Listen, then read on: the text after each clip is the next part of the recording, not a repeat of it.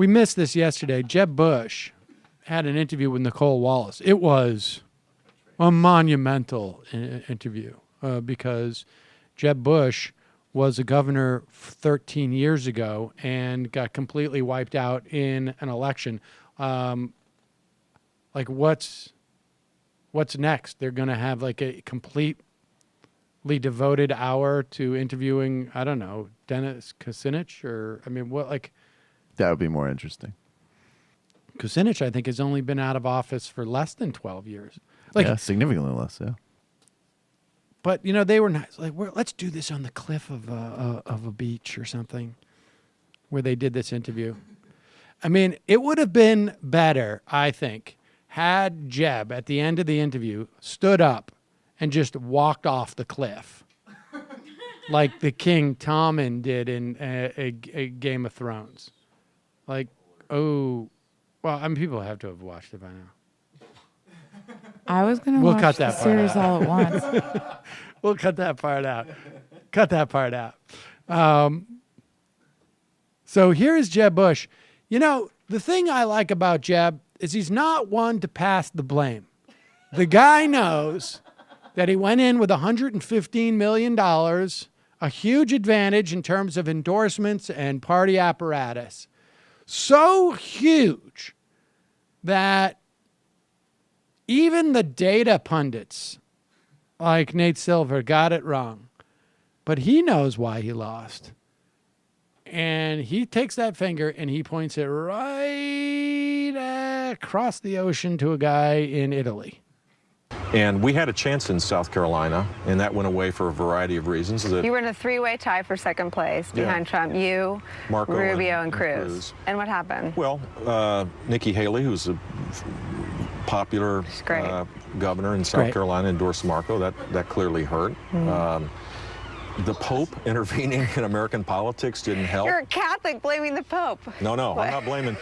I mean, talking about basically open borders at a time when the whole Trump phenomena was to build a wall and make Mexico pay for it. He literally goes to to the border for a massive mass, and he had every right to preach the gospel there, but I don't think he should be intervening. I don't know if he understood that he was intervening in our political affairs.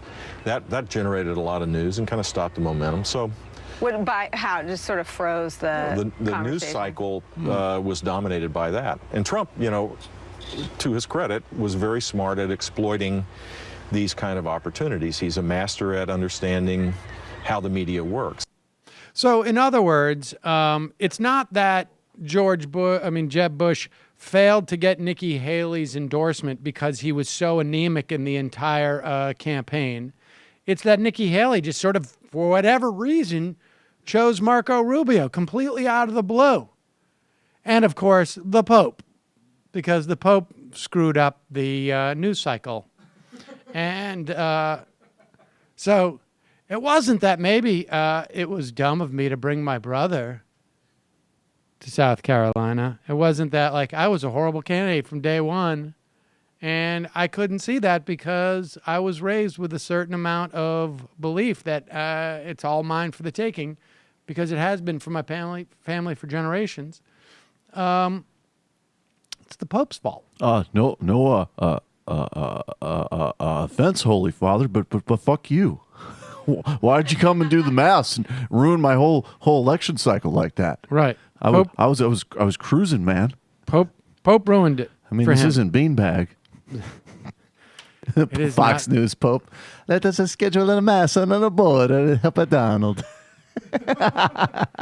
It'll distort the news cycle. I love the touch of, she's great. Yeah, she endorsed Marco. That was so perfect. Yeah. I don't know how close Nicole Wallace and Jeb are going to be after that interview. I'm sure. She was offended because he didn't read Game Change. Right. And he was offended because she made a mockery of him. Not even on purpose, I don't think. Well, maybe the cyberbully thing might have been a little on purpose.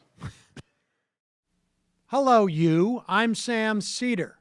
Looking for smart progressive talk that is occasionally amusing? Well, subscribe to our YouTube feed. Subscribe to our podcast. Like us on Facebook and just generally enjoy us.